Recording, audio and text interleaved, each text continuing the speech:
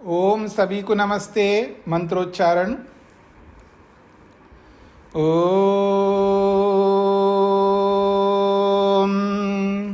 सहना भवतु सहनौ भुनक्तु सह वीर्यं करवावहै तेजस्विनावधीतमस्तु मा विद्विषावहै। ओम शांति शांति शांति।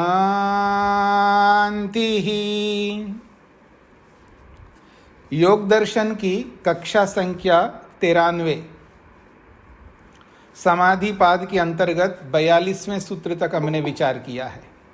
प्रसंग समाधियों का चल रहा है। तो समाधियों में शब्द, अर्थ, ज्ञान, इन तीनों विकल्पों से युक्त जब समाधि लगती है तो उसको सवितर्का समापत्ति कहा है। जब ये समापत्ति, ये समाधि परिपक्व हो जाती है और लंबा अभ्यास हो जाता है, तब योगी आगे बढ़ता है, अगली समाधि को प्राप्त होता है। वो अगली समाधि 43वें सूत्र में बताई जा रही है। उससे पहले उस सूत्र की भूमिका के रूप में महर्षि वेदव्यास लिखते हैं। भूमिका देखिएगा, जो अव शब्द से जोड़ा है। अव का मतलब अवतरणिका। अवतरणिका का अर्थ है भूमिका। यदा पुनः शब्द संकेत स्मृति परिशुद्धो श्रुत अनुमान ज्ञान विकल्प शून्यायाम समाधि प्रज्ञायाम स्वरूप मात्रेन अवस्थितो अर्थः तत्स्वरूपाकार मात्रतया एव अवच्छिद्यते। यदा जब, पुनः यदा पुनः जब, तो शब्द संकेतः स्मृति परिशुद्धो। ये जो शब्द का संकेत है, शब्द का संकेत का मतलब है जैसे जब ईश्वर का ध्यान हम करते हैं तो हम शब्द का संकेत करते, ओम, या तो ओम का उच्चारण करते हैं, शब्द का संकेत है, या ईश्वर के किसी भी एक गुण का उच्चारण करते हैं, ये इसको शब्द संकेत कहते हैं। और हम समाधि किसकी कर रहे हैं, किस समाधि की चर्चा हो रही है? स्थूल भूतों की समाधि। तो वहाँ शब्द संकेत क्या रहेगा? पृथ्वी का है तो पृथ्वी शब्द संकेत रहेगा, अथवा पृथ्वी का किसी गुण को लेकर के हम पृथ्वी का ध्यान कर रहे हैं तो गंध शब्द को ले लेंगे, ऐसा। तो जब शब्द संकेत, शब्द रूपी जो संकेत है, जो उच्चारण है, वो हट जाता है, अर्थात वो धूमिल हो जाता है। हटने का मतलब है यहाँ पर वो धूमिल हो जाता है।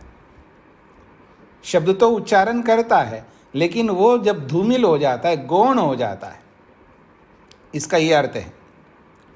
तो इसलिए कहा स्मृति परिशुद्धो। जब स्मृति जो है शुद्ध हो जाती है, स्मृति में अनुमान वाला ज्ञान नहीं रहेगा। इस पर ध्यान दीजिएगा। जिस वस्तु का जब हम ध्यान कर रहे होते हैं, या तो शब्द प्रमाण रहता है वहाँ पर ध्यान में, या अनुमान प्रमाण रहता है। जो कोई भी ईश्वर का ध्यान करता है या किसी भी वस्तु का ध्यान करता है, तो ध्यान में दो प्रमाण काम आते हैं। एक है शब्द प्रमाण और एक है अनुमान प्रमाण। इन दो प्रमाणों के बिना कोई भी ध्यान नहीं चल सकता, याद रखना। इसको समझने का प्रयत्न करिएगा। कोई भी ध्यान करता है, उसका ध्यान दो प्रमाणों पर आश्रित होता है। एक है शब्द प्रमाण और एक है अनुमान प्रमाण। इन दो प्रमाणों के बिना कोई भी ध्यान नहीं होता है। समझने का प्रयत्न करिएगा। जब कोई आप में से कोई ध्यान करता है तो किस बेस पर, किस आधार पर ध्यान करता है?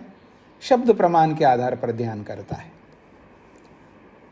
इसलिए वो शब्द बोलता है, और वो शब्द जो भी बोलता है, ईश्वर का ध्यान करता है तो ईश्वर का जो भी शब्द बोलता है वो शब्द प्रमाण से ही तो जाना है हमने। और वो शब्द जिस ईश्वर का है उस ईश्वर को हम कैसे जानते हैं? अनुमान प्रमाण से जानते हैं। आप इस बात को समझने का प्रयत्न करिएगा, ये बहुत गंभीर बात है, विशेष बात है, इसको समझने का प्रयत्न करना।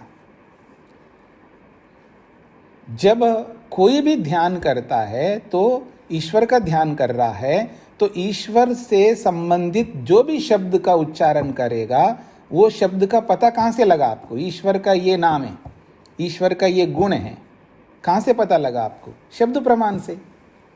तो शब्द प्रमाण का सहारा लेता है व्यक्ति ध्यान के साल में। इतना ही नहीं, अनुमान प्रमाण का सहारा लेता है।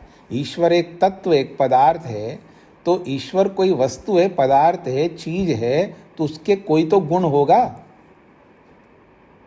तो जो गुण हैं वो बिना गुणी के नहीं हो सकते। अगर कोई गुण है तो उसके पीछे कोई गुणी होगा। गुणी का मतलब है उस गुण को धारण करने वाला। तो गुण गुणी के नहीं हो सकता, तो इसका मतलब जब ईश्वर का आनंद, आप आनंद एक गुण है और वो आनंद किस में रहता है? ईश्वर में रहता है। तो ईश्वर उस आनंद रूपी गुण का आधार है, बेस है, तो उस ईश्वर को कहेंगे गुणी। तो बिना गुणी के गुण नहीं रह सकता। तो ये जो बोध है, ये जो ज्ञान है, ये अनुमान वाला ज्ञान है। ये जो हमें ज्ञान होता है, जानकारी होती है कि कोई भी गुण बिना गुणी के नहीं रह सकता। आप सब मेरे को देख रहे हैं ना, मेरे कपड़े को देख रहे हैं आप लोग।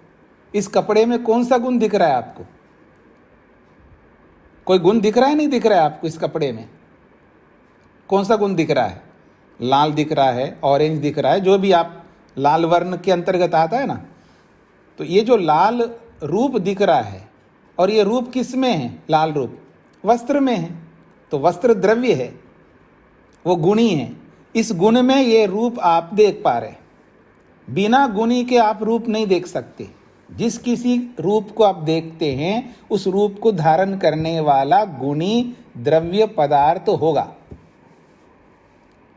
तो ये जो आप देख रहे हैं इस रूप को और इस रूप को धारण करने वाले वस्त्र को, ये अनुमान नहीं है।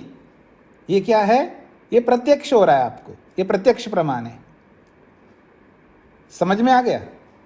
अब इसी प्रत्यक्ष प्रमाण के आधार पर आप ये समझेंगे, अगर कोई ईश्वर का आनंद रूपी गुण आप बोलेंगे तो उस गुण का आधार कौन होगा? ईश्वर होगा, वो गुणी होगा। तो गुण बिना गुणी के नहीं रह सकता। ये जो ज्ञान आपको हुआ, ये कौन सा ज्ञान है? ये अनुमान वाला ज्ञान है। समझ रहे मेरी बात? अच्छा, स्वामी दयानंद सरस्वती जी ने सत्यार्थ प्रकाश में 7वें समुल्लास में बोला है, ईश्वर की रचना विशेष गुण को देख करके गुणी परमात्मा का ज्ञान होता है।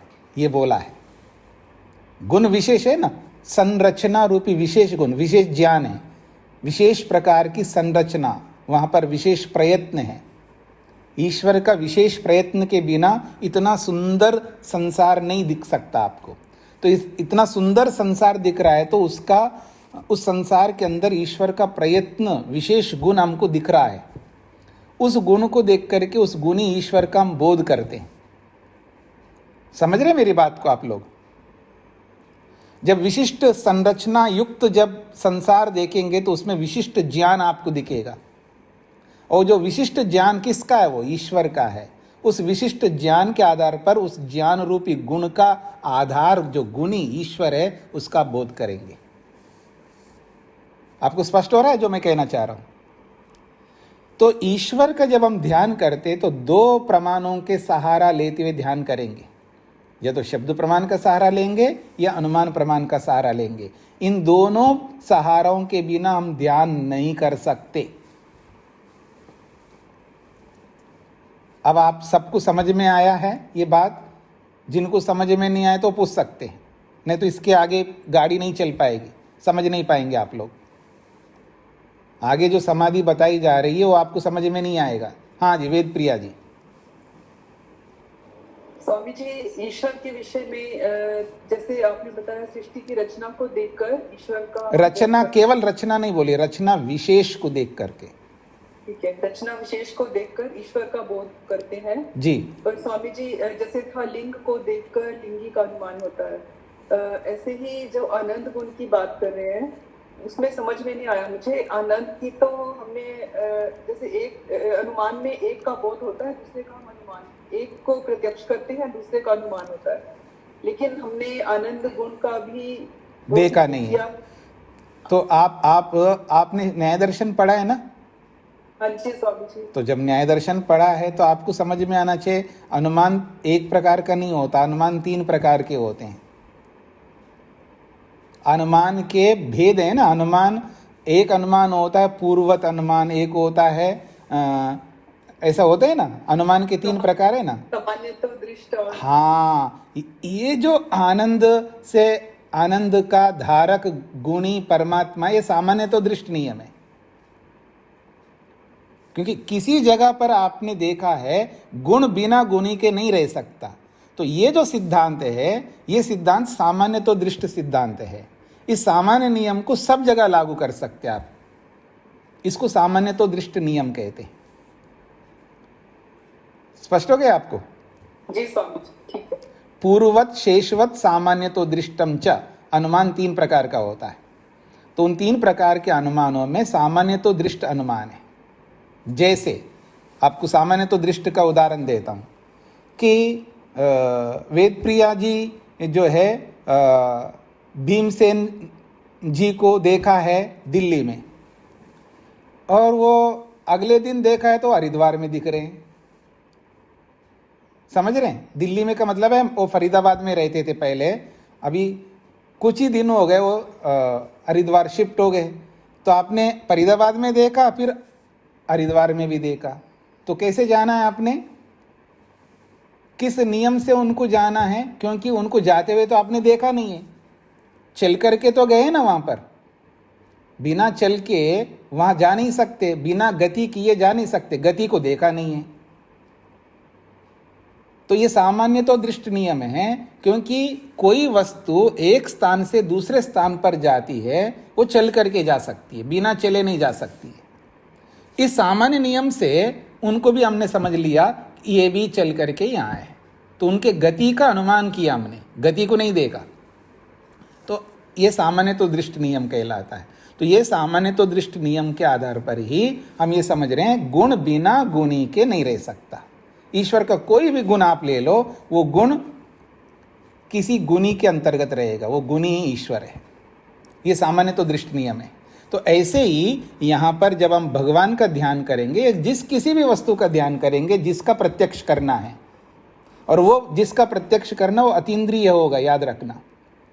अतीन्द्रिय पदार्थ की ही समाधि लगती है, जो योग में जिसको समाधि माना जा रहा है। ये गांठ बांध लीजिएगा आप लोग, समाधि जिसको हम कह रहे हैं ये वो समाधि नहीं है जो क्षिप्त समाधि और ये विक्षिप्त समाधि या मूढ़ समाधि। ये वो समाधि है जो एकाग्र समाधि या निरुद्ध समाधि। निरुद्ध और एकाग्र समाधि ये अतीन्द्रिय पदार्थों की ही होती है, जो इंद्रियों से दिखाई नहीं देते। और जो इंद्रियों से दिखाई देते हैं उनके लिए समाधि लगाने की कोई ज़रूरत नहीं है किसी को, क्योंकि अतीन्द्रिय पदार्थों को समाधि लगाने के लिए आपको यम का पालन करना होगा, नियम का पालन करना होगा, हाँ, आसन लगाना होगा, प्राणायाम करना होगा, प्रत्याहार करना होगा, धारणा करना होगा, ध्यान करना होगा। इतना ही नहीं, त्याग करना होगा। आपको त्याग करना होगा, तप करना होगा, बहुत कुछ करने होंगे आपको, तब जाकर के वो समाधि लगती है, और वो अतीन्द्रिय पदार्थों की समाधि लगती है। तो जिस पदार्थ का हम ध्यान कर रहे हैं वो ध्यान किसके आश्रित चलता है? शब्द और अनुमान के आश्रित। अब स्पष्ट हो गया सबको? हाँ, ऋचा जी। स्वामी जी नमस्ते। स्वामी जी, शब्द का तो स्पष्ट है कि शब्द बोलते हैं, उसका अर्थ का ज्ञान होता है और फिर वो समझ में आता है, लेकिन अनुमान के बारे में ही मुझको भी कंफ्यूजन था कि उसको हम कैसे ईश्वर का ज्ञान हम अनुमान से नहीं करते हैं क्या? ईश्वर के, अच्छा, ईश्वर का ज्ञान हम अनुमान प्रमाण से करते नहीं करते? जी। अगर किसी छोटे बच्चे को देखो, अब वो 6 महीने में वो बड़ा हो रहा है, ठीक है ना, अपने आप तो बड़ा नहीं होता, कोई तो बड़ा कर रहा है। तो कहीं किसी वस्तु को बड़ा होते हुए हमने प्रत्यक्ष देखा, वो सामान्य नियम हमको पता लगा कि किसी के बड़ा किए बिना वो बड़ा नहीं हो सकता, ठीक है ना। मकान बन रहा है तो मकान पहले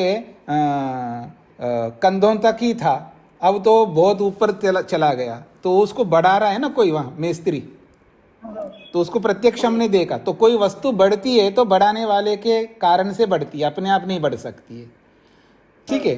अब बच्चे को बढ़ाते हुए दिख नहीं रहा है, लेकिन बढ़ाने वाले के बिना वो बढ़ नहीं सकता, तो कौन बढ़ा रहा है?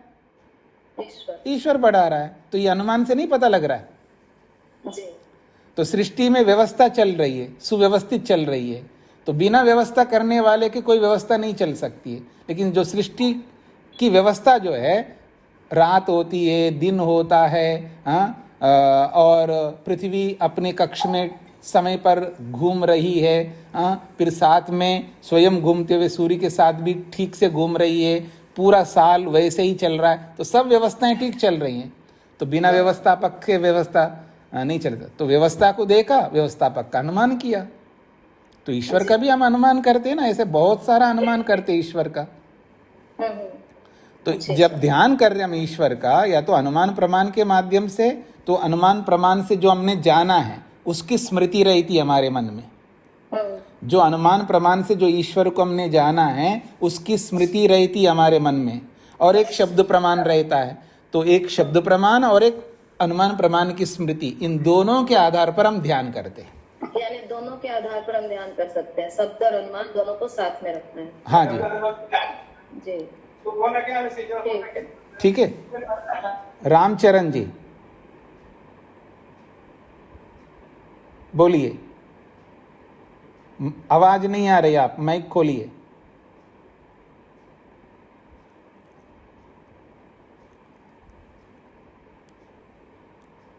आवाज नहीं आ रही, आपका माइक नहीं चल रहा है, उसको बाद में ठीक कर लीजिएगा या करवा लीजिएगा।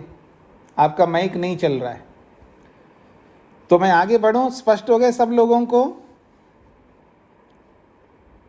तो यह कहा जा रहा है शब्द संकेत स्मृति परिशुद्धो। एक तो शब्द संकेत, शब्द प्रमाण वाला, और स्मृति से अनुमान ले सकती। इसी को खोला है भाष्यकार ने, श्रुत अनुमान ज्ञान विकल्प शून्यायाम। श्रुत का मतलब है सुना हुआ, जो शब्द प्रमाण से सुनते हम लोग। श्रुत का अर्थ है शब्द प्रमाण, और अनुमान तो अनुमान प्रमाण है। तो श्रुत ज्ञान और अनुमान ज्ञान, इन दोनों विकल्पों से रहित है कौन? प्रत्यक्ष, समाधि। इसलिए कहा समाधि प्रज्ञायाम, जो समाधि की बुद्धि हमको प्राप्त होती है, जो समाधि में जो ज्ञान प्राप्त हो रहा होता है, जब उस वस्तु की जब समाधि लग रही होती है, वो समाधि का ज्ञान कैसा होता है? एक तो शब्द प्रमाण ज्ञान से रहित होता है, और एक अनुमान प्रमाण वाला ज्ञान से रहित होता है। जब कोई वस्तु का प्रत्यक्ष हो रहा होता है समाधि में, उस समाधि में जो उस वस्तु का जो ज्ञान हो रहा होता है, वो ज्ञान कैसा होता है? वो शब्द प्रमाण वाला ज्ञान होता है? तो कहें नहीं, वो शब्द प्रमाण वाला ज्ञान नहीं होता है। क्या वो अनुमान प्रमाण वाला ज्ञान होता है? वो भी नहीं होता है। तो शब्द प्रमाण वाले, अनुमान प्रमाण वाले, इन दो प्रकार के, इन दो विकल्प वाले ज्ञानों से शून्य होता है, रहित होता है। ऐसी समाधि प्रज्ञा होती है, ऐसी समाधि का ज्ञान होता है। फिर वो कैसा ज्ञान है? वो प्रत्यक्ष ज्ञान होगा वो। तो समाधि प्रज्ञायाम स्वरूप मात्रेन अवस्थित अर्थ जो है वस्तु पदार्थ, जिस वस्तु का हम दर्शन कर रहे हैं, प्रत्यक्ष कर रहे हैं, वो अपने स्वरूप मात्र से विद्यमान है, केवल अर्थ विद्यमान है। ये ऊंची समाधि चल रही है, शब्द हट गए यहां पर, केवल अर्थ मात्र रहता है। तो कहते हैं कि स्वरूप मात्रेन अवस्थितः अर्थ, वो अपने वस्तु स्वरूप मात्र से रहता है, यानी अपने वस्तु स्वरूप में ही दिखाई दे रहा होता है। तत्स्वरूप आकार मात्रतया, उस वस्तु के स्वरूप को लिया हुआ ही वहां रहता है, अवच्छिद्यते, विद्यमान रहता है। इसको मैं दूसरे शब्दों में आपको बताता हूं। हाँ जी, आप में से स्टैच्यू ऑफ यूनिटी देखा है आप में से किसी ने? मान लो आप में से कई लोग नहीं देखा होगा, उसके बारे में सुना होगा, पेपरों में पढ़ा होगा। तो आपके पास दो प्रकार का ज्ञान है, ठीक है ना। एक तो ये ज्ञान है शब्द प्रमाण का, सुना है आपने उसके बारे में। सरदार पटेल का जो स्टैचू इतना बढ़िया बना है, पूरे वर्ल्ड में सबसे बड़ा स्टैचू है, और ऐसा कोई स्टैचू नहीं है। वो स्टैचू ऑफ लिबर्टी है, बहुत छोटा सा है वो, न्यूयॉर्क में बहुत छोटा सा है। अभी मैं जाके आया हूँ, अभी रिसेंटली 5 तारीख वहाँ से निकला हूँ, तो लोगों ने कहा आपको ले चलूँ, नहीं जाना है मेरे को वहाँ पर, वो छोटा सा क्या देखना है उसको, बगल से दिखा देना, रोड से देख लिया हमने, बस हो गया। तो स्टैच्यू ऑफ यूनिटी जो पटेल का है उसके बारे में आपने सुना, तो ये कौन सा ज्ञान हो गया? शब्द ज्ञान हो गया, ठीक है।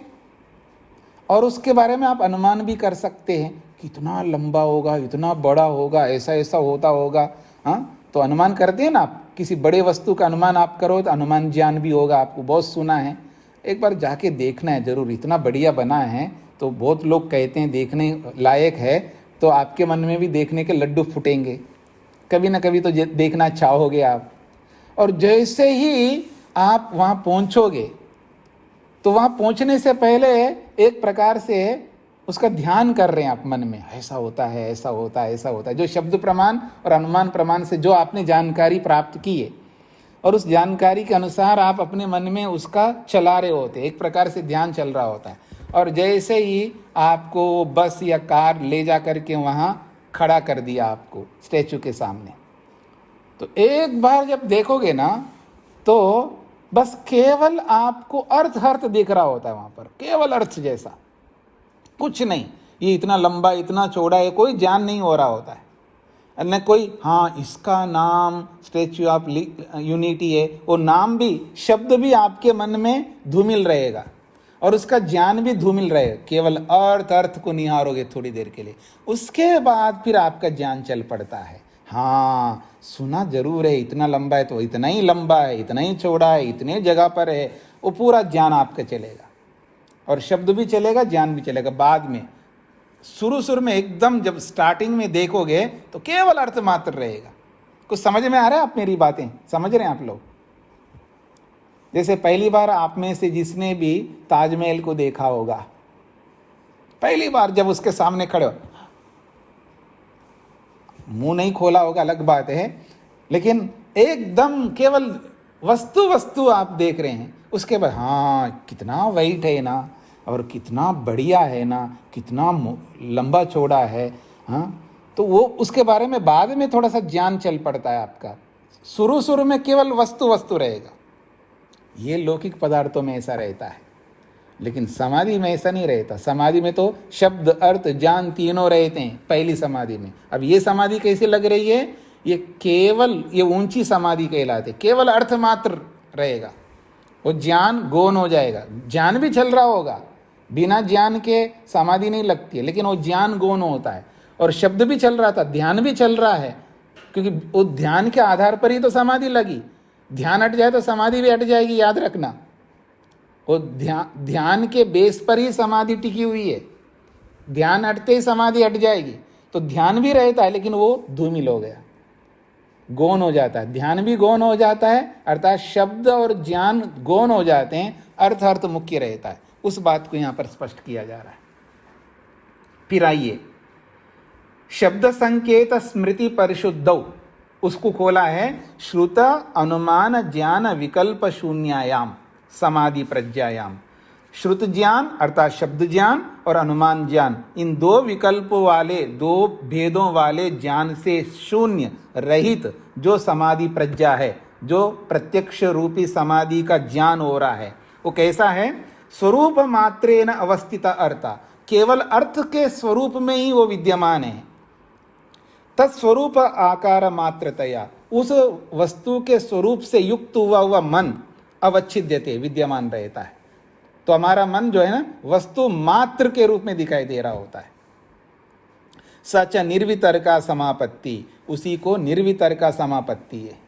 निर्वितर्क का मतलब है जिसमें केवल अर्थ अर्थ का ही प्रत्यक्ष हो रहा है, ज्ञान और शब्द जो है गौण हो रहे होते हैं, केवल अर्थ मात्र सामने दिखाई देता है। इसको कहते हैं निर्वितर्क समापत्ति। और इसी को कहते हैं तत्परमम प्रत्यक्षम, ये सबसे ऊंचा प्रत्यक्ष कहलाता है। केवल अर्थ मात्र जब प्रत्यक्ष हो रहा होता है, इसको कहा तत्परम प्रत्यक्षम, ये श्रेष्ठ प्रत्यक्ष है, उत्कृष्ट प्रत्यक्ष है, जिसमें केवल अर्थ मात्र का बोध हो रहा होता है।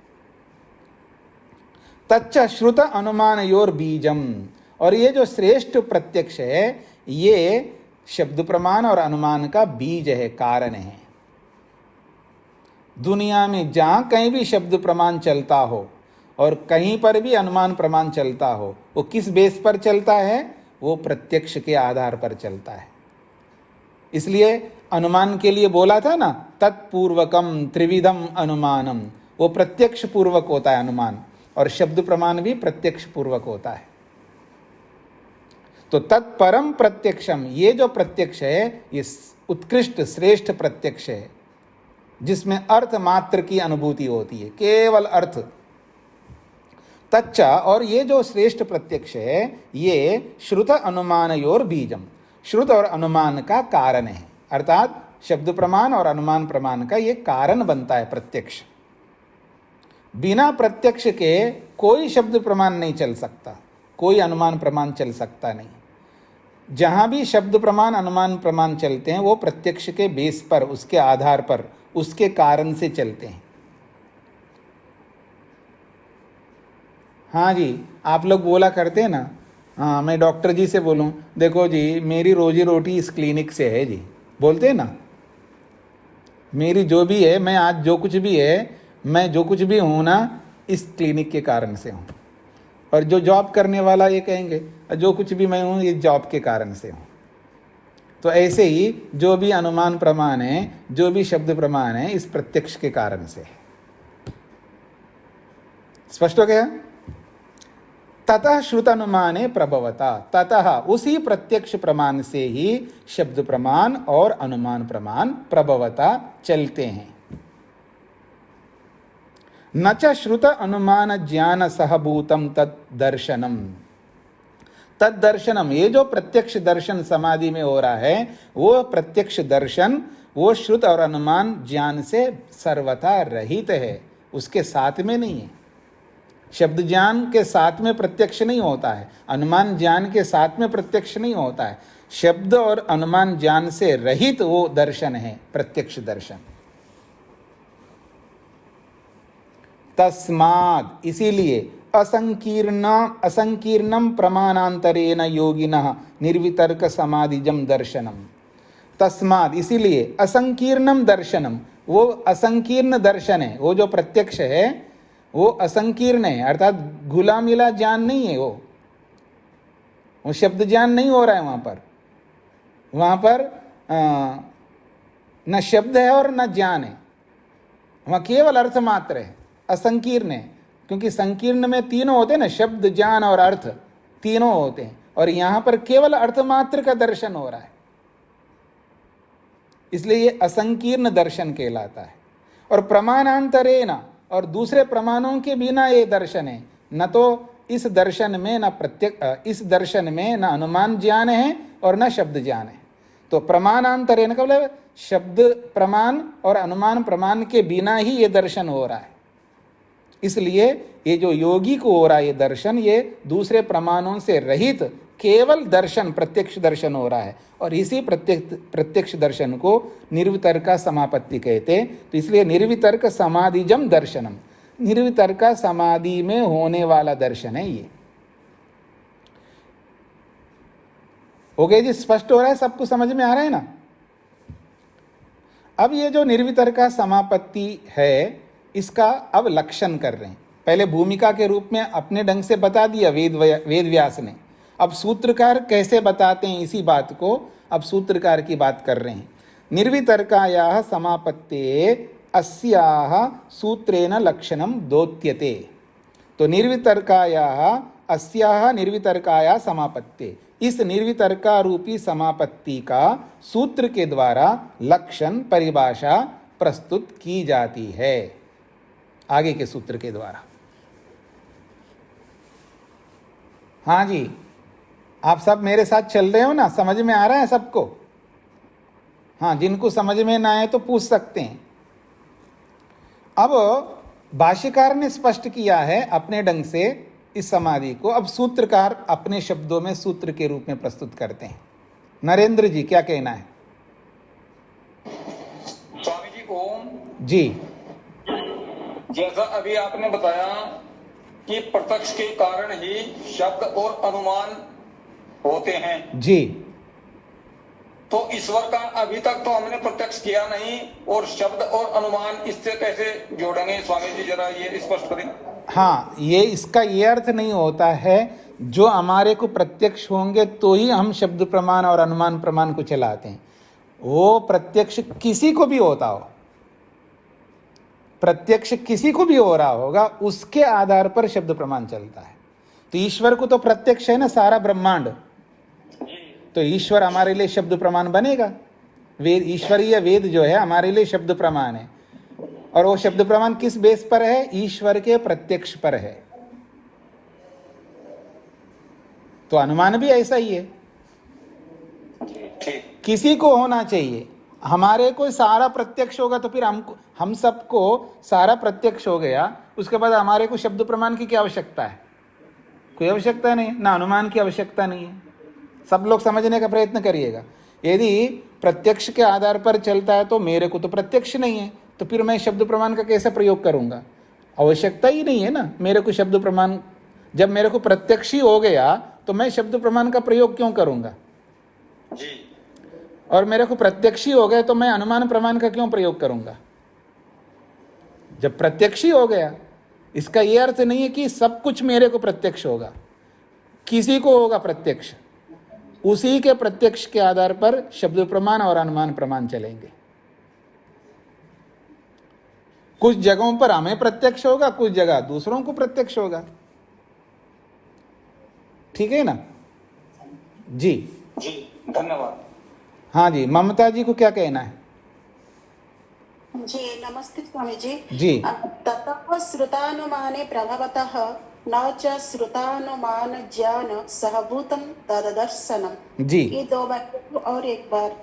तथा का मतलब है, तथा का अर्थ होता है उससे। उससे किससे? ये जो अभी प्रत्यक्ष बताया, तत्परमम प्रत्यक्षम, ये जो बोला है वो परम प्रत्यक्ष है। तच्च परमम प्रत्यक्षम श्रुतानुमानयोर बीजम, और वो जो परम प्रत्यक्ष है वो श्रुत और अनुमान का कारण है। इसीलिए कह रहे हैं ततः, उसी प्रत्यक्ष से श्रुत और अनुमान ज्ञान प्रवृत्त होते हैं। यहां तक पहुंच गया। फिर कहा न च श्रुतानुमान ज्ञान सहभूतम तद्दर्शनम। तद्दर्शनम, वो जो परम प्रत्यक्ष रूपी दर्शन है वो श्रुत ज्ञान और अनुमान ज्ञान के साथ में नहीं होता है, उससे रहित तो होता है, ये बताया गया। जी। अब सूत्रकार इसका परिभाषा करके बता रहे हैं कि वो निर्वितर्का समापत्ति होती कैसी है। तो सूत्रकार कह रहे हैं स्मृति परिशुद्धौ स्वरूप शून्य इव अर्थमात्र निर्भासा निर्वितर्का समापत्ति। निर्वितर्का समापत्ति की परिभाषा की है स्मृति परिशुद्धौ। स्मृति परिशुद्धौ से दो लेना है हमको, एक शब्द ज्ञान और एक अनुमान ज्ञान। जब प्रत्यक्ष हो रहा होता है उस स्थिति में शब्द ज्ञान नहीं चल रहा होता है हमारे मन में, ना अनुमान ज्ञान चल रहा होता है, केवल प्रत्यक्ष ज्ञान ही हो रहा होता है। जब प्रत्यक्ष है तो शब्द प्रमाण की वहाँ आवश्यकता नहीं होती है, अनुमान ज्ञान की आवश्यकता नहीं होती है। अनुमान और शब्द ज्ञान की आवश्यकता तभी पड़ती है जब हमें प्रत्यक्ष नहीं होता है। समझ में आ रहा है जी आप सबको? तो इसलिए कह रहे हैं जब निर्वितर्का समाधि लगती है तब लगती है जब स्मृति हट जाती है। स्मृति परिशुद्धों का मतलब है स्मृति के हट जाने पर निर्वितर्का समापत्ति लगती है। तो वो स्मृति क्या है? शब्द और अनुमान रूपी स्मृति के हट जाने पर। और स्वरूप शून्य इव, हटने का मतलब सर्वथा हटता नहीं है, वो जो शब्द ज्ञान है वो सर्वथा हटता नहीं है। स्वरूप शून्य इवा, मानो वो अपने स्वरूप से शून्य सा हो गया हो। हाँ, अब मेरी ओर देखिएगा। जैसे जब भगवान का ध्यान आप करेंगे, ओम,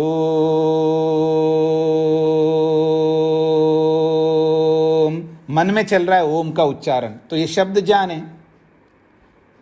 और उसका जो मतलब है उसका ज्ञान है, यानी ओम मतलब सर्वरक्षक है या आनंद स्वरूप है, जो भी एक गुण का ज्ञान आपका मन में चलेगा। ईश्वर का ओम शब्द का उच्चारण चलेगा और उसका कोई ना कोई एक ज्ञान रहेगा, जो भी आप सामने रखोगे, सर्वरक्षक ज्ञान को रखोगे, आनंद ज्ञान को रखोगे, जो भी ईश्वर के किसी एक गुण का ज्ञान रखोगे, वो ज्ञान भी चल रहा होता है। तो शब्द भी और ज्ञान भी। तो जब ये हट जाएंगे तब अर्थ सामने दिखाई देगा, ये कहना चाहते हैं। तो हटने का मतलब है शब्द का उच्चारण सर्वथा हटता है, वो शब्द का ज्ञान जो हो रहा है वो सर्वथा हटता है, वैसा नहीं है। कैसा है? स्वरूप शून्य एवा, शब्द और ज्ञान अपने स्वरूप से शून्य सा हो जाता है। सर्वथा शून्य नहीं होता है, सर्वथा हटता नहीं है, शून्य सा होता है, नहीं के बराबर सा होता है। अर्थात शब्द का उच्चारण तो चल रहा है लेकिन वो गौण हो जाता है, वो धूमिल हो जाता है, और उसका ज्ञान भी धूमिल होता है। तो इसलिए कह रहे हैं स्वरूप शून्य इवा, वो अपने ध्यान, क्योंकि ध्यान जो चल रहा होता है, ये स्वरूप शून्य इव का मतलब है ध्यान है। ये ध्यान अपने स्वरूप से शून्य सा हो जाता है, क्योंकि ध्यान में शब्द और ज्ञान दोनों चल रहे होते हैं। तो ध्यान रूपी स्वरूप से वो शून्य सा हो जाता है, अर्थात ध्यान तो चल रहा होता है लेकिन वो धूमिल हो जाता है, गौण हो जाता है। और अर्थ मात्र निर्भाषा, केवल अर्थ सामने दिखाई दे रहा होता है, अर्थ की प्रमुखता रहती है। सा निर्वितर्का, उसी को निर्वितर्का कहते हैं। इसी बात को आप आगे समझेंगे, एक और सूत्र आएगा जब समाधि की परिभाषा करेंगे। आप मेरी ओर देखिएगा। योग के कितने अंग है जी? 8 अंग है। यम एक अंग है, उस पूरे यम की परिभाषा करेंगे। नियम एक अंग है, उसकी भी परिभाषा करेंगे। आसन एक अंग है, उसकी परिभाषा करेंगे। प्राणायाम एक अंग है, उसकी भी परिभाषा करेंगे। प्रत्याहार एक अंग है, उसकी भी परिभाषा करेंगे। हाँ, धारणा एक अंग है, उसकी भी परिभाषा करेंगे। सूत्रकार सबकी परिभाषा करेंगे। ध्यान एक अंग है, उसकी भी परिभाषा करेंगे। ऐसे ही समाधि भी एक अंग है, उसकी भी परिभाषा करेंगे। जब समाधि की परिभाषा करेंगे तब आपको और स्पष्ट हो जाएगा। वो कहता है समाधि की जो परिभाषा, तदेव अर्थमात्र निर्भासम स्वरूप शून्यमेव समाधि। तदेव का मतलब है ध्यानमेव, वो ध्यान ही अर्थमात्र निर्भासम, वो जो ध्यान चल रहा था हमारे मन में, वो ध्यान ही अर्थ के रूप में प्रकट होता है। फिर ध्यान का क्या स्वरूप है? स्वरूप शून्यमेव। अब ध्यान का स्वरूप नहीं रहेगा, ध्यान मानो शून्य सा हो जाता है, और वो ध्यान ही अर्थ के रूप में प्रकट होता है, उसी का नाम समाधि है। वही बात यहाँ पर कही गई है, स्वरूप शून्य इव। वो जो ध्यान रूपी ध्यान चल रहा है, तो ध्यान में शब्द ज्ञान चल रहा होता है, शब्द ज्ञान चल रहा होता है, शब्द और ज्ञान। वो जो शब्द और ज्ञान रूपी जो स्वरूप है ध्यान का, वो शून्य सा हो जाता है। फिर अर्थमात्र निर्भाषा, केवल अर्थ प्रकट हो रहा होता है समाधि में। इसी को निर्वितर्का समापत्ति कहते हैं। हाँ जी, माता जी शकुंतला जी बोलिए। स्वामी जी प्रणाम जी। मैं 43 सूत्र है, प्लीज उसका एक बार फिर से स्पष्ट कर दीजिए अर्थ। सूत्र स्मृति परिशुद्धम स्वरूप शून्यम, ये वाले सूत्र का। हाँ, इसी सूत्र का अर्थ बता रहा हूँ ना माता जी, मैं और किसी और सूत्र का नहीं बता रहा हूँ, इसी सूत्र का कई बार बता चुका हूँ, फिर बता देता हूँ। स्मृति के हट जाने पर, सीधा सीधा शब्दार्थ होता है स्मृति परिशुद्धों का मतलब है स्मृति के हट जाने पर। तो स्मृति क्या है? अनुमान प्रमाण की स्मृति रहती है हमारे अंदर, मतलब गुण और गुणी का स्मरण रहता है ना मन के अंदर। वो गुण और गुणी का स्मरण, मतलब जिस गुण को लेकर के जब हम ध्यान कर रहे होते हैं वो गुण है, और उस गुण को धारण करने वाला गुणी होता है। तो गुण और गुणी का जो बोध है ये अनुमान वाला ज्ञान है। तो ये अनुमान वाला ज्ञान का स्मरण उस समय नहीं रहता है जिस समय समाधि लग रही होती है। अनुमान वाला जो ज्ञान होता है वो नहीं रहता, हट जाता है, ये कहना चाह रहे। ये है स्मृति परिशुद्ध। और जो शब्द ज्ञान होता है, शब्द प्रमाण वाला, वो भी नहीं रहता है, ये कहा जा रहा है। तो नहीं रहता का अर्थ क्या है, उसको अगला खोला है, स्वरूप शून्य इवा। मानव अपने स्वरूप से शून्य सा हो जाता है, रहता तो है लेकिन मानो नहीं है के बराबर रहता है, क्योंकि वो धूमिल रहता है, गौण हो जाता है। वो जो ध्यान है वो शब्द है, वो शब्द का उच्चारण है, और वो अनुमान वाला ज्ञान है वो गौण हो जाता है। उसको गौण होने को ही यहाँ स्वरूप शून्य इवा कहते हैं। और फिर अर्थ मात्र निर्भाषा, केवल अर्थ दिखाई दे रहा होता है। निर्भाषा का मतलब प्रत्यक्ष हो रहा होता है, केवल अर्थ मात्र प्रत्यक्ष हो रहा होता है। इसी को निर्वितर्क समापत्ति कहते हैं। जी, सूत्रार्थ स्पष्ट हो गया। अब भाष्य पर आ जाइए। अब स्मृति परिशुद्धों को खोल रहे हैं भाष्यकार वेद व्यास जी। या शब्द संकेत, जो शब्द का संकेत होता है, ओम या जो भी ईश्वर का जो भी शब्द आप बोलेंगे, ये जो शब्द संकेत है, श्रुत अनुमान ज्ञान विकल्प, वो शब्द संकेत कैसा है, एक श्रुत और अनुमान ज्ञानों से युक्त होता है। श्रुत ज्ञान और अनुमान ज्ञान दो प्रकार का ज्ञान है, यानी शब्द प्रमाण वाला ज्ञान और अनुमान वाला ज्ञान। इन दोनों विकल्पों से रहित को स्मृति परिशुद्धों कहते हैं। स्मृति परिशुद्धों को खोला है श्रुत अनुमान ज्ञान विकल्प रहित। जो श्रुत ज्ञान और अनुमान ज्ञान है, इन दोनों विकल्पों से रहित को ही स्मृति परिशुद्धों कहते हैं। फिर क्या होता है जब श्रुत ज्ञान नहीं रहा, अनुमान ज्ञान नहीं रहा, तो फिर क्या होता है? तो कहा ग्राह्य स्वरूपोपरक्ता। ग्राह्य स्वरूपोपरक्ता, ग्राह्य कहते हैं पदार्थ, वस्तु, जिसको हम ग्रहण कर रहे हैं, जिसको हम देख रहे हैं, प्रत्यक्ष कर रहे हैं, वो ग्राह्य है। जिसका भी प्रत्यक्ष हम करेंगे वो ग्राह्य होगा। तो ग्राह्य स्वरूप से युक्त रहती है वो प्रज्ञा। यहाँ प्रज्ञा का अर्थ है मन, चित्त, याद रखना। मैंने योग दर्शन प्रारंभ में पढ़ाते समय भूमिका में मैंने ये बात कही है, मन के बहुत सारे नाम हैं। याद आ रहा है किसी को? भूमिका में ये बात कही है कि मन के बहुत सारे नाम हैं। मन को चित्त भी कहते हैं एक नाम, मन को प्रत्यय एक नाम है, प्रत्यय का अर्थ भी चित्त होता है, और कहीं प्रज्ञा भी बोलते हैं। और यहाँ आ गया प्रज्ञा, यहाँ प्रज्ञा शब्द चित्त के लिए आया है। चित्त को प्रज्ञा भी बोलते हैं और चित्त को बुद्धि के नाम से भी बोलते हैं। तो मन के बहुत सारे नाम हैं। ये दोबारा मैंने आपको गिना है कुछ नाम, देखिए, मन, चित्त, प्रत्यय, प्रज्ञा, बुद्धि, ये सब मन के नाम हैं। तो यहां पर कहा है कि ग्राह्य स्वरूपोपरक्ता प्रज्ञा। ग्राह्य का मतलब है जो पदार्थ जिसका हम प्रत्यक्ष कर रहे हैं, उस प्रत्यक्ष में होने वाला जो ग्राह्य पदार्थ है उससे उपरक्त ये प्रज्ञा है, अर्थात ये चित्त है। और ये चित्त कैसा है? स्वमेव प्रज्ञा स्वरूपम। स्वमेव, वो उस जैसा बन जाता है, उस पदार्थ जैसा बन जाता है। प्रज्ञा रूपम, वो मानो वो चित्त नहीं रहा, वो पदार्थ बन गया। इसलिए ग्रहणात्मकम प्रज्ञा स्वरूपम स्वमेव। वो ग्रहणात्मकम, जो ग्रहण कराने का जो स्वरूप है चित्त का, क्योंकि किसी भी पदार्थ को ग्रहण कराता है, प्रत्यक्ष कराता है, तो ग्रहणात्मक जो स्वरूप है उसका, उस स्वरूप को त्यक्तवा छोड़ देता है वो मन। अपने ग्रहणात्मक मतलब दिखाने का जो स्वरूप है उसका, वो छूट जाता है, वही वस्तु जैसा दिख रहा होता है। तो वो ग्रहणात्मक स्वरूप को छोड़ करके पदार्थ मात्र स्वरूपा, वो पदार्थ स्वरूप वाली बन जाती है। जिस वस्तु का प्रत्यक्ष करना होता है उस वस्तु जैसा बन गया वो मन। ग्राह्य स्वरूप आपन्ना इवा भवति, वो ग्राह्य वस्तु के साथ जुड़ करके उसी वस्तु जैसा बन जाता है। तदा, उस स्थिति में निर्वितर्का समापत्ति, उसी को निर्वितर्का समापत्ति कहते हैं। ये बात तभी आपको समझ में आएगा।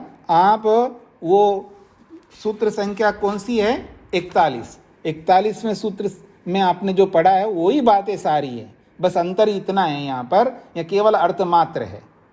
वहां पर शब्द अर्थ ज्ञान तीनों हैं। याद आ रहा है 41वें सूत्र की बातें? मन जो है गुलाब के साथ जुड़ता है, गुलाब जैसा बन करके गुलाब की तरह दिखता है।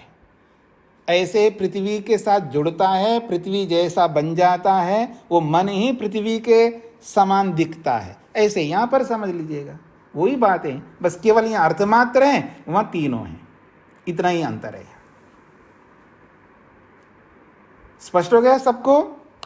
आगे चलें। तथा च व्याख्यातम, ऐसा ही किसी ऋषि ने बोला है। अब वेद व्यास जी किसी ऋषि को उद्धृत कर रहे हैं, यहाँ पर रेफरेंस दे रहे हैं, किसी और ऋषि ने भी ऐसा ही कहा जैसा मैं कह रहा हूं। हम लोगों में और ऋषियों में क्या अंतर होता है पता है? हम लोगों में और ऋषियों में क्या अंतर होता है? हम लोग कैसे होते हैं? हम अहंकारी होते हैं, और ऋषि लोग कैसे होते हैं? निरहंकारी। मैं कह रहा हूं ना, मैं बोल रहा हूं। हम क्या कहते हैं? मैं बोल रहा हूं ना, बस बात समाप्त, बात खत्म, मैं बोल रहा हूं। और ऋषि क्या कहते हैं? मैं तो बोल ही रहा हूं, लेकिन दूसरे भी ऐसे ही बोलते हैं। मैं तो बोल रहा हूं, लेकिन दूसरे ऋषि लोग भी बोलते हैं। मतलब मैं केवल मैं ही बोल रहा हूं इसलिए नहीं मानना, जैसा मैं बोल रहा हूं वैसे दूसरे ऋषि भी बोल रहे हैं, और रेफरेंस दे रहे हैं दूसरों का। केवल अपना ही ठप्पा नहीं लगा रहे हैं, दूसरों को भी प्रामुख्यता दे रहे हैं, दूसरों का भी वर्चस्व बनाए रख रहे हैं। केवल मैं ही नहीं हूं, दूसरे भी हैं। तो इसलिए तथा च व्याख्यातम, ऐसा ही किसी ऋषि ने बोला है। जैसा मैं बोल रहा हूं वैसा ही किसी ऋषि ने बोला है। उस ऋषि को उद्धृत कर रहे हैं। वो कौन ऋषि है ये नहीं बोला है, बस ये है। आप मेरी बात सुनिए, मेरी ओर देखिएगा। मैं कहूँगा देखो, जब मैं जैसा बोल रहा हूँ आप भी ऐसा बोल रहे हो, तो आप है, आपको तो आप सब समझ रहे हैं। लेकिन इन्हीं बातों को जब मेरे इस ऑडियो को कोई 10 साल के बाद, 20 साल के बाद, जब मैं मर जाऊँगा उसके बाद कोई सुनेगा, ठीक है ना? हाँ, तो ये आप कौन है? ये आप भी ऐसा मानते हो, तो आप ऐसे ही मानते हो, तो उसको अगर लिख दे, आप में से कोई लिखे मेरी बातों को, मेरे ऑडियो को सुन करके उस ऑडियो को लिपिबद्ध कर दे, तो वो यही लिखेगा ना, जैसे मैं बोल रहा हूँ वैसा आप भी बोल रहे हैं। तो वहाँ आपकी जगह दूसरे ने भी ऐसा बोला। वो दूसरा कौन है? लिखने वाले को भी पता नहीं है वो दूसरा कौन है। हम सबको पता है दूसरा कौन है, आप भी ऐसा मान रहे हो जी। समझ रहे मेरी बात को? ये है, इसलिए वो दूसरे का नाम नहीं आया यहाँ पर, क्योंकि यहाँ लिपिबद्ध किसने किया? लिखने वाले ने। कोई भी, जो भी उस समय लिखने वाले ने लिखा, तो उसको भी पता नहीं है। जब वो ऋषि बोल रहे उस समय तो पता है वो कौन थे, लेकिन बाद में लिखने वाले ने लिखा है तो उनको तो पता नहीं है ना। बाद वाले पीढ़ियों को क्या पता है कि फलाना कौन है वो फलाना? समझ रहे मेरी बात को? इसलिए उनका नाम यहाँ नहीं आया। इसलिए कहा तथा च व्याख्यातम, ऐसा ही किसी ऋषि ने बोला है। क्या बोला? तस्याह एक बुद्धि उपक्रमः, एक बुद्धि उपक्रमो ही अर्थात्मा अनुप्रचय विशेषात्मा गवादिर घटादिर वा लोकः। ये उदाहरण के साथ दिया है। लोका, जैसे लोक में गवादि घटादि, गवादि का मतलब है गाय घोड़ा भैंस आदि, और घटादि का मतलब है घड़ा वस्त्र मकान जो भी है। ये उदाहरण दिए। जैसे कोई गाय है, अब गाय को हम देखेंगे तो कैसी बुद्धि बनती है जी? कैसा ज्ञान होता है? एक बुद्धि, एक बुद्धि उपक्रमा, एक ही बोध होता है, एक ही ज्ञान होता है, अनेक ज्ञान नहीं होता। ये एक गाय है, इकाई का बोध होता है। समझ में आ रहा है ना आपको? तो कह रहे हैं तस्याह, तस्या का मतलब है उस निर्वितर का समापत्ति का जो बोध हो रहा है, उस पदार्थ का, जिस पदार्थ का प्रत्यक्ष किया है उस पदार्थ का जो बोध हो रहा है वो कैसे होता है? एक बुद्धि उपक्रमा, एक बुद्धि उत्पन्न होती है। एक बुद्धि अर्थात एक ही ज्ञान हो रहा है। पदार्थ एक है तो एक ही ज्ञान होगा। एक बुद्धि उपक्रमा ही अर्थात्मा, वो अर्थ का स्वरूप, आत्मा का मतलब है स्वरूप। वो जो अर्थात्मा, ये जो अर्थ का जो स्वरूप है वो कैसा है? एक बुद्धि। एक ही बुद्धि अर्थात एक ही ज्ञान के रूप में होता है, अलग अलग ज्ञान नहीं होता। एक वस्तु है तो एक ही ज्ञान होगा ना, तो एक ही ज्ञान होता है। अर्थ का ऐसा स्वरूप है कि एक प्रकार का ज्ञान होता है। और अनुप्रचय विशेषात्मा, क्योंकि जो एक इकाई के रूप में देख रहे हैं, वास्तव में वो एक इकाई कैसी बनी है? वो एक इकाई अनेक अवयवों के समुदाय से वो एक इकाई के रूप में बनी है।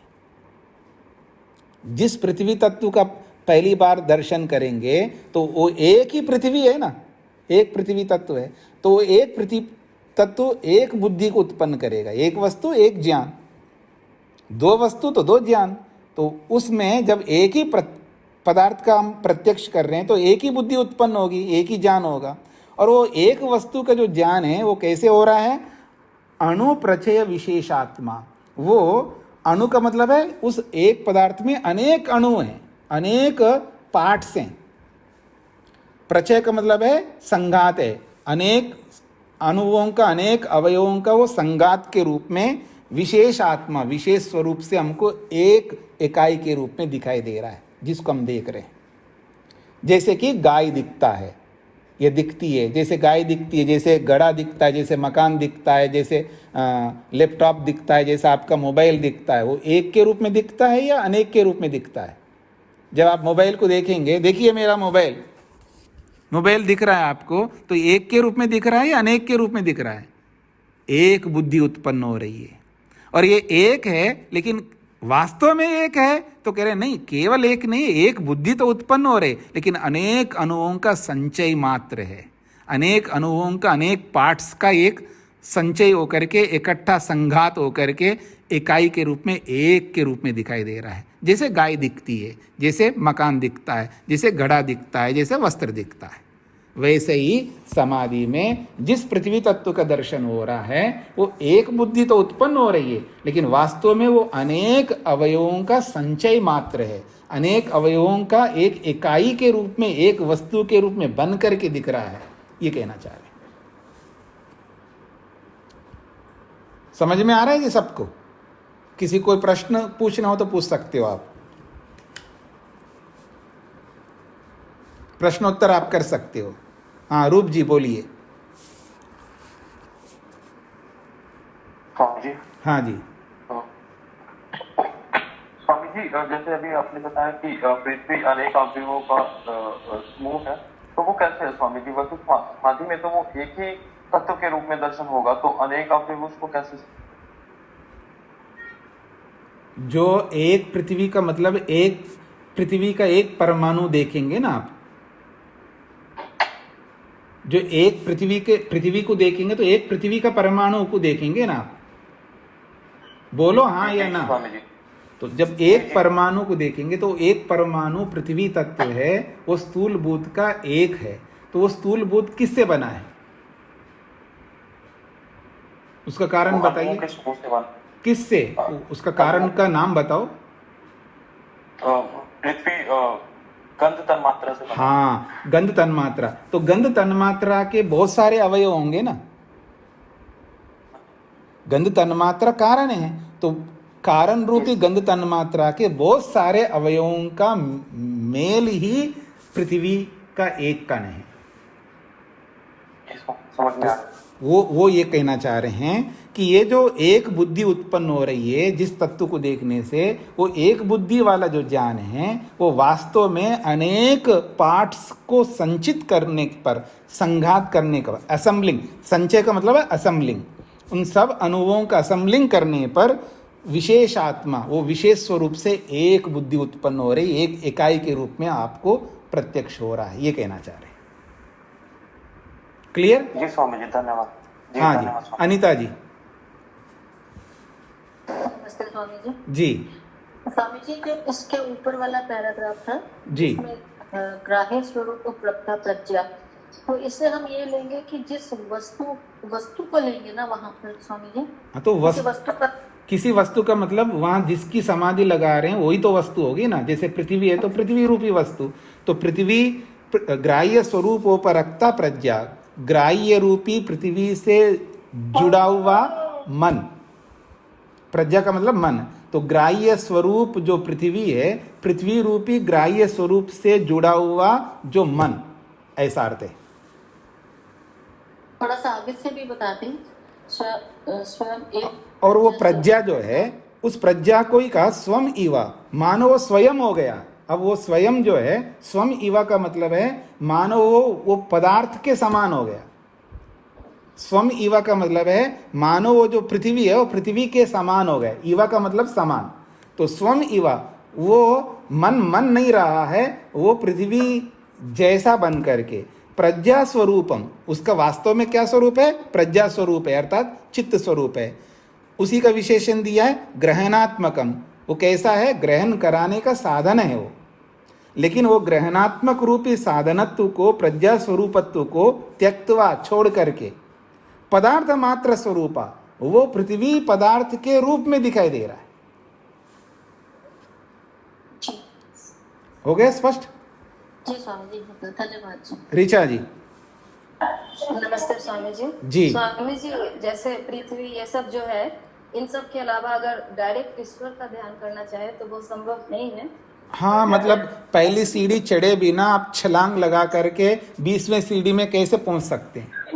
जैसे संध्या में अगर हम ध्यान कर रहे हैं और इसमें ईश्वर का ध्यान लग रहा है, जैसे कि अच्छा आ रहा है ध्यान, तो जी। वो क्या सही है? नहीं, वो अच्छा आपके लिए वो अच्छा होगा ना।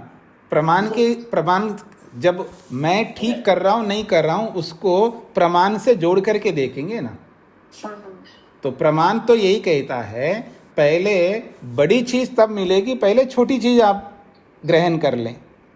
जैसे मैं एक बात पूछना चाहती हूँ, संध्या में जैसे मैं ध्यान कर रही हूँ तो अर्थ, शब्दों का अर्थ भी चल रहा है, तो उसमें अगर अलग अर्थ आ रहा है, जैसे कि लग रहा है जैसे ईश्वर की प्रेरणा से वो अर्थ आ रहा है, तो क्या वो सही है?